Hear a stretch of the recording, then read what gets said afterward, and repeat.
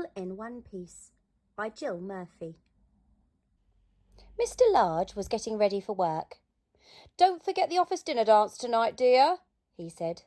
"Of course I won't," said Mrs. Large. "I've been thinking about it all year." "Are children allowed at the dinner dance?" asked Lester. "No," said Mrs. Large. "It'll be too late for the little ones." "What about the baby?"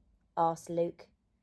"Granny is coming to take care of everyone," said Mrs. Large, "so there's no need to worry." Granny arrived at tea time. The children were already bathed and in their night clothes. Granny gave them some painting to do while she tidied up, and Mr. and Mrs. Large went upstairs to get ready. Luke sneaked into the bathroom while Mr. Large was shaving. "Will I have to shave when I grow up?" he asked, patting foam onto his trunk. "Go away," said Mr. Large. "I don't want you ruining my best trousers." Baby crept into the bedroom where Mrs. Large was putting on her makeup. Mrs. Large didn't notice until it was too late. "Look," said Baby. "Pretty." "Don't move," said Mrs. Large. "Don't touch anything." Outside on the landing, things were even worse. Laura was clomping about in her mother's best shoes and beads, and Lester and Luke were seeing how many toys they could cram into her new tights. "Downstairs at once," bellowed Mrs. Large. "Can't I have just one night in the whole year to myself?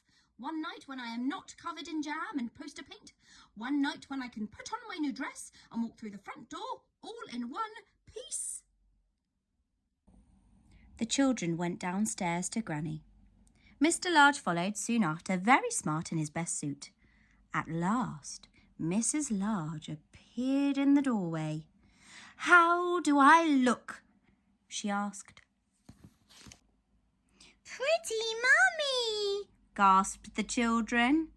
"What a smasher," said Mr. Large. "You look like a film star, dear," said Granny.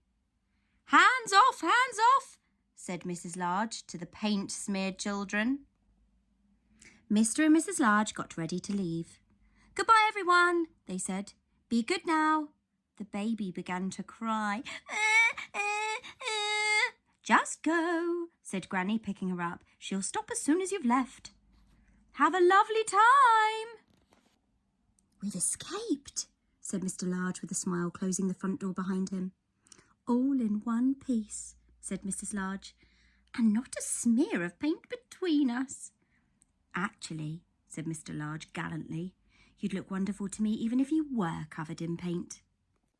Which was perfectly true, and just as well, really.